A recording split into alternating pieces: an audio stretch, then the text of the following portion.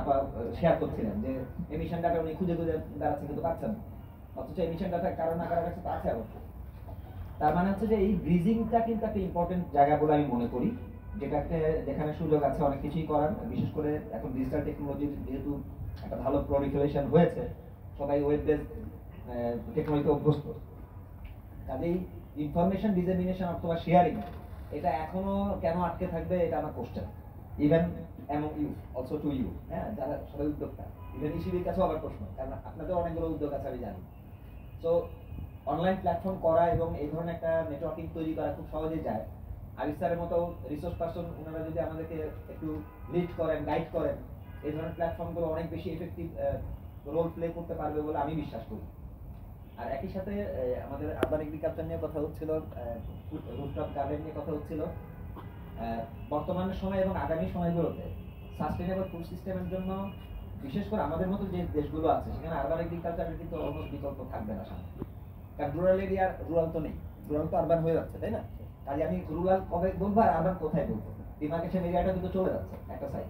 দ্বিতীয় সাইড হচ্ছে যে একটা সময় ছিল যে rural area was the main focus of development to us, কারণ দেখছেন পুরো মানুষ সেখানেই থাকতো খুব স্বাভাবিকভাবে। কিন্তু রিসেন্ট ডাটা যদি আপনারা খেয়াল করেন দেখবেন যে আরবান পপুলেশন কিন্তু সারপাস করছে ইভেন রুরাল এরিয়াগুলো। আমার নিজের দেশও বাংলাদেশও কিন্তু 2050-এর মধ্যে এটা কিন্তু সারপাস করে যাবে। তো তার মানে হোল ডেভেলপমেন্ট প্যারাডাইমও কিন্তু আস্তে আস্তে তাদের ফোকাস চেঞ্জ হচ্ছে, অর্থাৎ রুরাল এরিয়া থেকে আরবানের দিকে আসছে।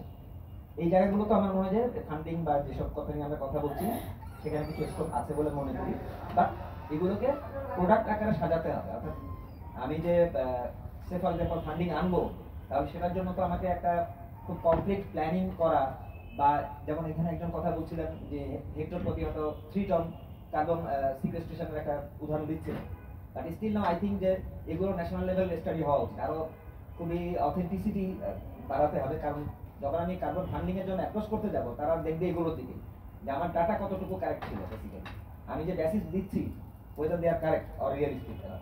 তো সেইখানে প্রচুর কাজ করার আমার মনে হয় প্রয়োজন আছে এখনো।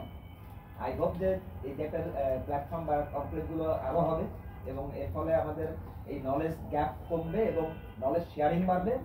So more effective design can be implemented. Thank you. আর কিছু না বলি আমি এখানেই শেষ করতে যাচ্ছি।